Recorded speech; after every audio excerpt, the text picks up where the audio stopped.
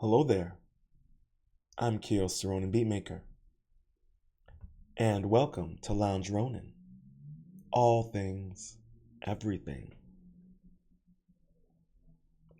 And before we get into it, if you are new to the channel, please make sure to hit that like button, subscribe, and ring that notification bell. And on this episode, we're going to discuss the rise and fall of the Khwarazmian Empire. Bit of a tongue twister. Stumbled onto this one. Never heard of this civilization. So without further ado, let's jump into it.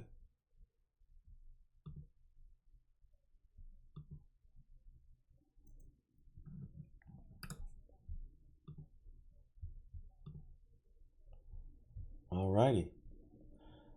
This article was updated March 1st, 2024, written by Robbie Mitchell. The epic rise and demise of the Khwarazmian Empire.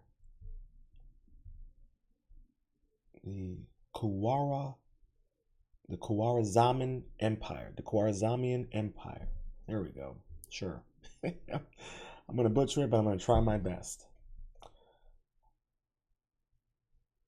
We're just going to call it the Khwara Empire for short. Make it easier. The Khwara Empire, spanning from the 11th to 13th centuries, flourished as a formidable power in Central Asia. Situated along the Silk Road, its strategic location fostered vibrant trade and cultural exchange. Government by the Khwara dynasty, it rose to prominence under leaders like Ala al-Din Tekish and his successor Muhammad II. Renowned for its sophisticated administration and patronage of the arts and sciences, the Khwara Empire witnessed remarkable advancements in mathematics, astronomy, architecture. Before its fall to the Mongols, it briefly stood as the greatest power in the Muslim world, its influence stretching far and wide.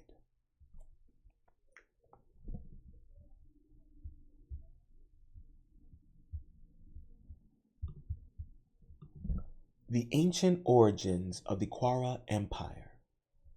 While the Khwara Empire itself is generally believed to have begun in 1077 AD, its history actually stretches back much further. The Khwara Empire was ruled by those bearing the title Khwarazma Shah, which translates to King of Khwarazm or Shah of Khwarazm. In Persia, Shah means king or ruler, while Khwarazm refers to the historical region in Central Asia where the Khwara Empire was situated. First used by the founder of the Afrid dynasty, this title actually dates back to 305 AD and was in continuous use until 995 AD. It fell out of use briefly, but it was being used again by 1017 when an uprising in the Khwarazm saw then the Khwarazm Shah and his wife killed at the hands of rebels. This led to the Sultan of the Ghaznavid Empire, Muhammad, marching in and making Khwarazm a province of his empire. It remained like this until 1034 AD.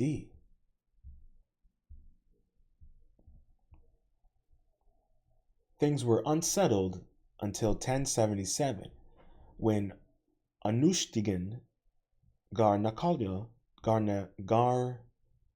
Garchai, a Malmuk slave mercenary commander working for the Seljuks, took control of Khwara and became its governor. He ruled over the region until his death in 1097. A new governor replaced him, Ekichi ibn Kutar, who quickly broke away from the Seljuks and announced himself as Shah of the land. Unfortunately for him, The Seljuks weren't keen on this, and he was killed by several emirs, governors/princes, during a revolt.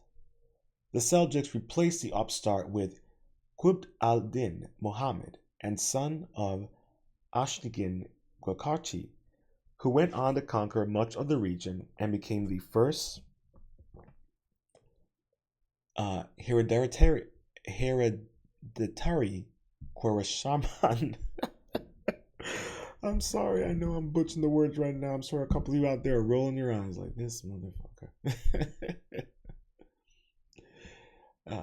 Here we have an illustration of the army of the Khwara during the Battle of Bulnis in 1227.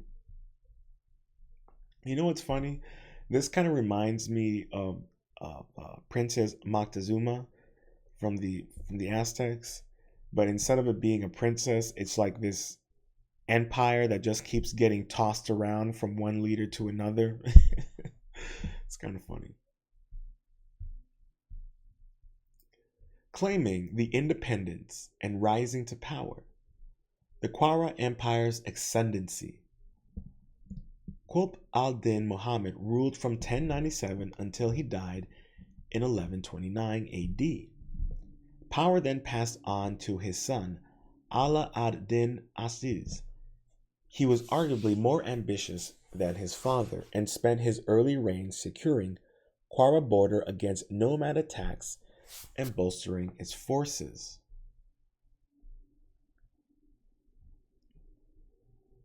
In 1138, he made his move and led a rebellion against his Seljuk master, Sultan Ahmed Sanjar.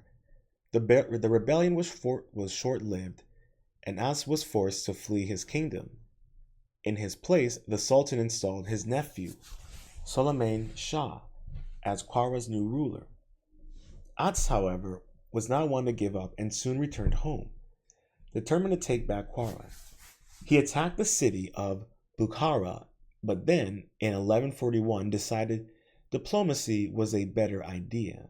He knew the Sultan's nephew was struggling to control Khwara and submitted to the Sultan Sanjar.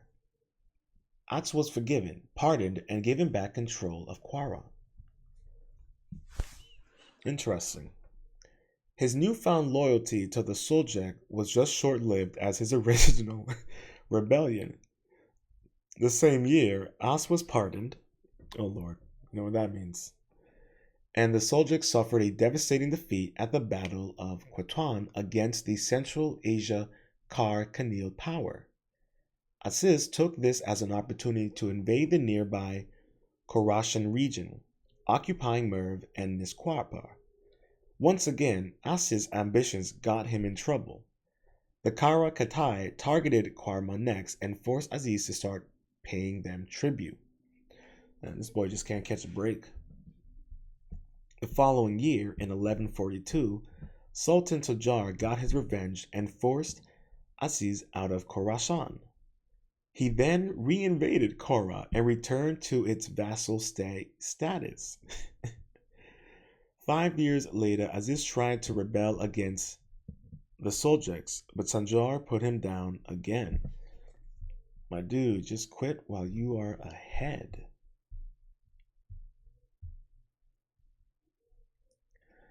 This doesn't mean Atsiz's rule was a failure. He was the first Kara ruler to claim independence, even if he did lose it again.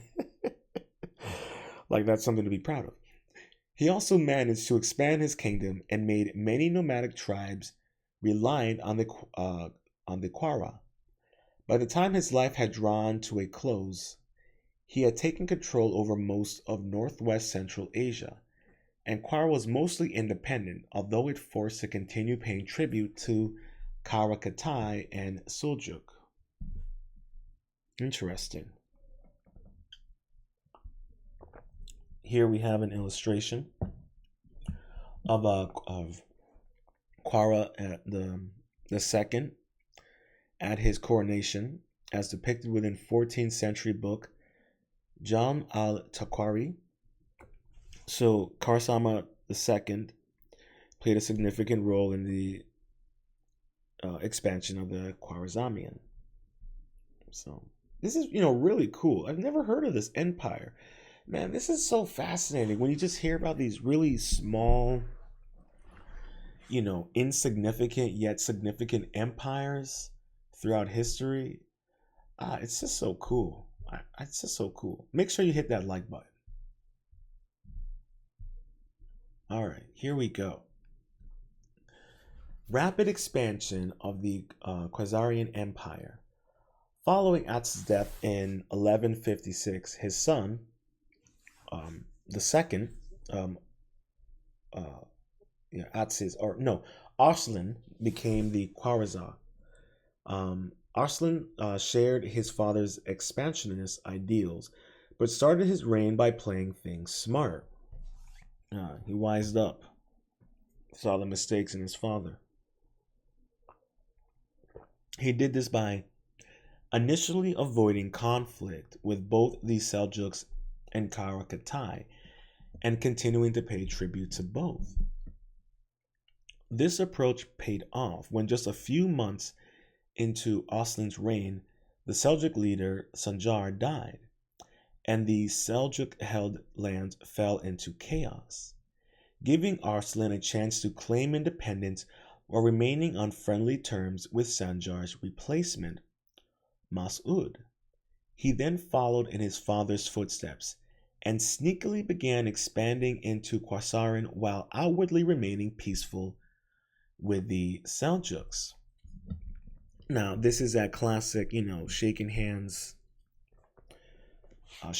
with, shaking hands with the right, but stabbing with the left in the back. But this one, it's 1,000 cuts.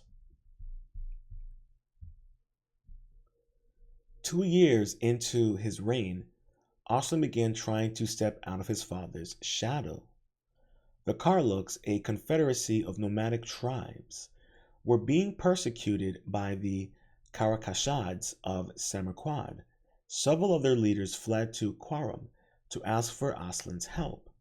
Despite the fact that Karakahid was a vassal state of his allies, the Kwarakatai, Arslan agreed and invaded. It was a risky move, but a major success for Arslan.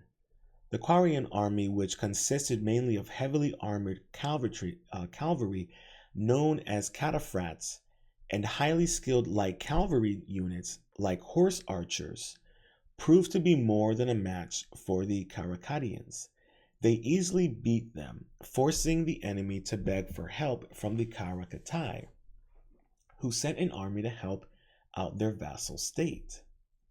Upon arriving, however, the Karakatai commander took one look and changed his mind.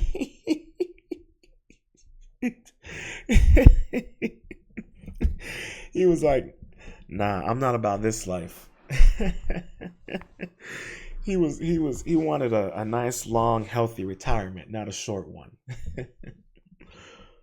Arslan had proven that the Khwarazmians were a force to be reckoned with, and the commander decided it would be a bad idea to attack. Arslan's gamble had paid off. He had consecrated his fledgling empire status as a major player in the region. This isn't to say that Karakatai chose to forgive and forget. The relationship between the Khwarazmian Empire and Karakatai continued to devolve, and in 1172 the Karakatai attacked the Khwarazmians. Over the years, Arslan had slowly stopped paying tribute to the Karakatai, and so too was deemed enough was enough. The once subordinate Khwarazmian ruler needed to be put in his place. Okay. This time things didn't go so well for Arslan. The Karakatai's superior forces beat the Khazarian army without too much trouble. During the fighting, Azarian fell ill and died shortly after. There was then a brief succession crisis as both of Arslan's sons, Tekish and Sultan Shah, fought over the throne. Tekish came out on top and came to power the same year his father died. Tekish, who ruled from 1172 to 1200, was a wily leader, adept at both making alliances and breaking them. He gained the throne by swearing fealty to the Karakatai and accepting their suzerainty, partial control. Then, not long after becoming Khwarazmian, he promptly stabbed them in the back and declared Khwarazm independence.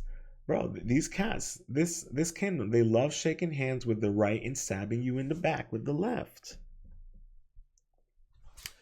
The Kwarakatai attempted a retaliatory invasion, but it failed.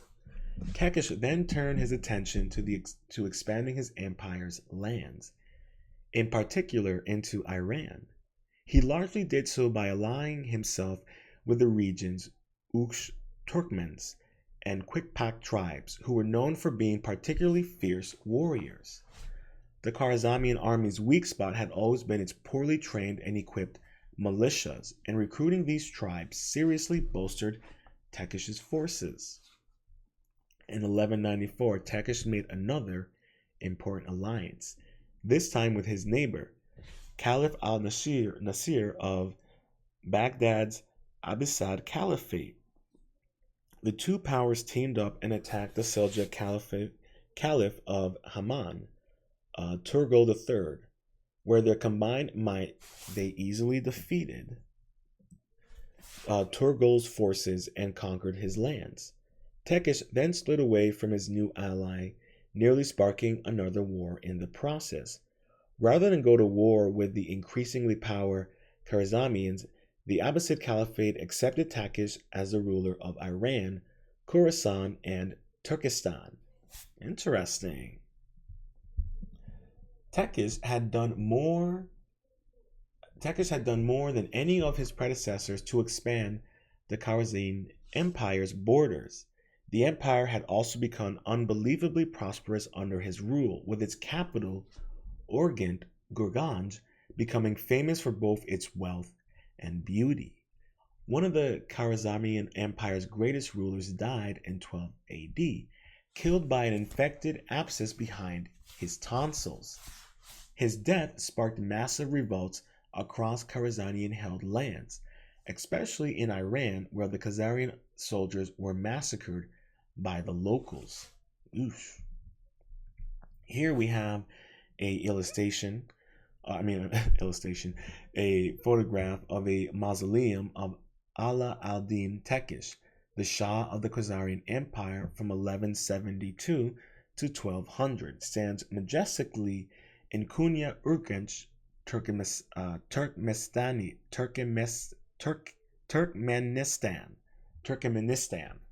There we go. Try saying that 3 times fast. How pride destroyed the Khazarian Empire. Most empires peak for a while and then slowly begin to decline. This wasn't the case for the Khazarian Empire, which peaked and then almost immediately entered a death spiral. Also, unusually, the empire's peak and decline were thanks to one man, Arslan's son and successor, Muhammad II. Muhammad got off on a strong start. He quickly put down the revolt sparked by his father's death and began expanding his empire at an unprecedented rate.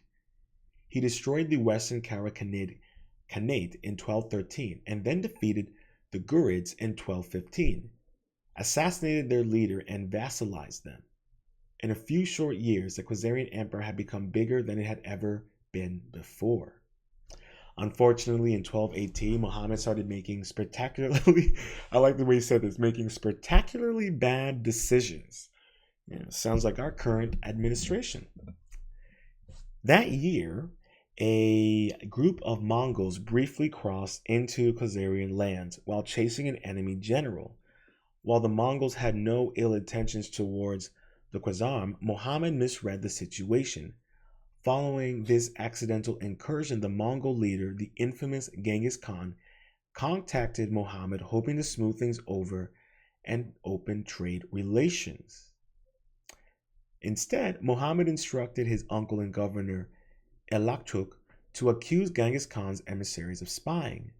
Their goods were seized and the men were arrested. Muhammad knew Genghis Khan's reputation and had mistaken an olive branch as a ploy to invade Khwarazm.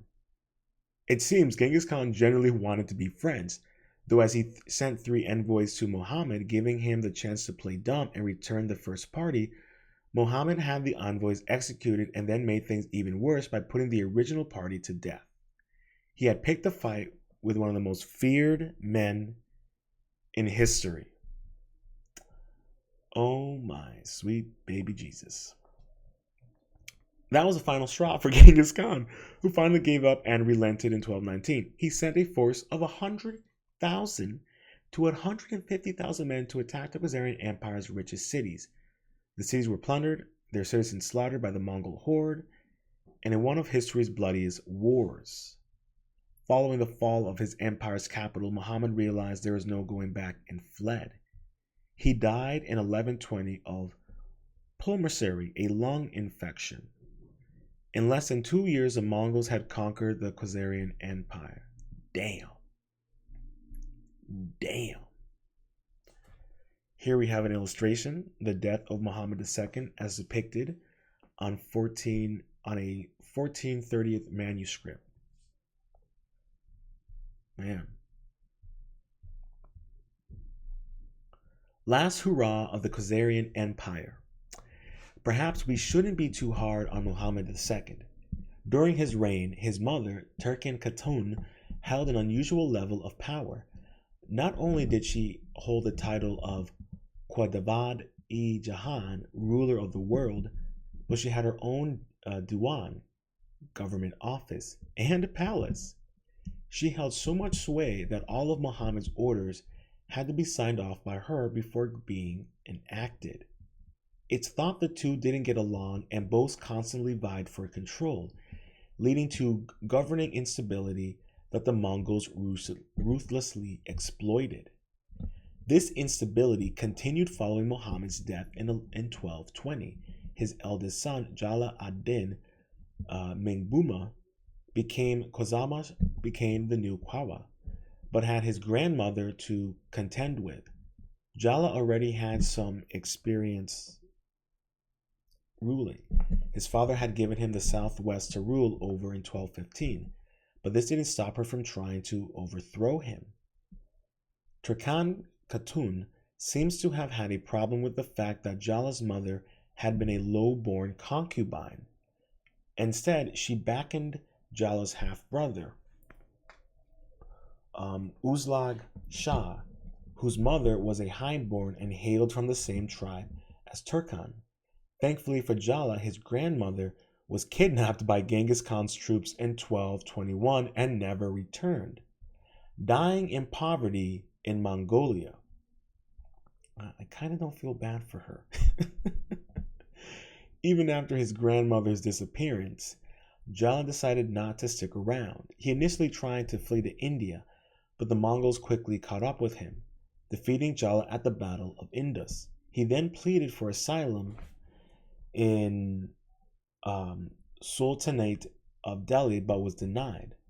Jala had powerful enemies like the Atsiz dynasty, and the Sultanate wasn't looking to upset them. Man, brother just can't catch a break. Here we have a painting depicting the last Shah of the Khwarazmian Empire, Jala al-Din Mongboni, crossing the Indus River to escape the forces of Genghis Khan at the Battle of the Indus. Following this failure, Jala had little choice but to return to Persia. He attempted to re-establish the kingdom of Kara, but spent most of his rule fighting off the Mongols, Seljuks, and threats from his own family. Things got off to a bad start when he lost Persia after being defeated by the Mongols in Alborn Mountains. Following this, he was forced to flee to the Caucasus, a region between the Black Sea and the Caspian Sea. In 1225, he captured Azerbaijan and founded the new capital of Tabriz. The following year, feeling emboldened, he attacked Georgia and managed to sack Tbilisi. He then attacked the powerful Ayyubid dynasty and captured the town of Alat. Was the Khwarazmian Empire seeing a resurgence? Not really. Man, the shade The last attack caught the attention of the Seljuks of Rum, who promptly attacked and defeated Jala at the Battle of Yesemen in 1230. Jala managed to escape once again, but the Mongols took this as a chance to take most of the land he'd spent the last few years trying to conquer. He made his way to Diyarbakir, a city in modern-day Turkey, but was murdered in 1231 by Kurdish highwaymen. The last Khwarazm was dead, and with him died what was little left of the Khazarian Empire. The rise and fall of the Khwarazmian Empire encapsulates a chapter of grandeur and tragedy in Central Asian history. From its zenith as a prominent power in the Muslim world, fostering trade and cultural exchange along the Silk Road, to its devastating demise at the hands of the Mongol onslaught. The empire left an undeniable mark on the region. Today, the Khwarazmian Empire is most often remembered for its stunning defeat at the hands of the Mongols, but that legacy is undeserved. Founded by a slave, the Khwarazmian Empire rose up from humble beginnings to become a powerhouse of the Muslim world. Its story highlights the ebbs and flows of power throughout history, reminding us of the fleeting nature of empires.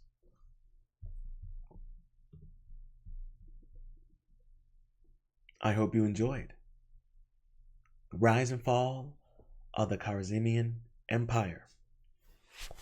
A fascinating little nugget. And it paints a really good picture of something that historians have always been, shouting from the rooftops, but governments tend to not acknowledge. Pride and ego can be the death of nations, and that's clearly what happened here with a powerful nation that could have, had a lasting impact in society, just as the Mongols. But this is the funny thing about politics, right? This empire was so used to stabbing others in the back that it forgot to, it lost its sight of when someone's actually being honest, because they've never been honest themselves as an empire. So, really fascinating thing. Kind of reminds me of the United States government, but I digress. But at the same time, like I said, if you want to understand current, political machinations or how governments operate nowadays, look to the past. Honestly, it's the best way. And learning how the rise and falls of these empires really aids in helping us understand how to prevent it and how to stay clear of it. Because right now we are witnessing the collapse of Western imperialism. And, if we do not look to the past to educate us on how to prevent it happening in our modern times, then, what is the point? And it's no different with the Mongols. All of these empires, they eventually fell. But what's interesting about this empire's collapse is that it was so rapid and so continuous that it barely has anything left of it to preserve, which is really fascinating. It's just really interesting how these really small empires that really did have an impact, but the ego, the corruption, and how crazy is it that it was a woman that was technically running the entire empire? It wasn't even the son. If you've noticed, I've been covering a lot of really famous and important women of historical antiquity, and no one's going to talk about these women. I mean, this woman was a puppet master, and probably aided in the collapse of the empire that she was so heavily reliant on and controlling. It's really interesting how it all kind of plays out. And what's even more interesting is how many women really were had enormous amounts of power during those times. And they like to pretend as if women had no power during those times when it's fairly obvious they damn well did. So I'm just really impressed by that. Something that we really should all take into consideration. Honestly. Fascinating stuff. I hope you enjoyed this episode of Lounge Ronin. All things, everything. If you've made it this far, please make sure to hit that like button, subscribe, and ring that notification bell. And until next time, stay positive, stay focused, stay true, and much love.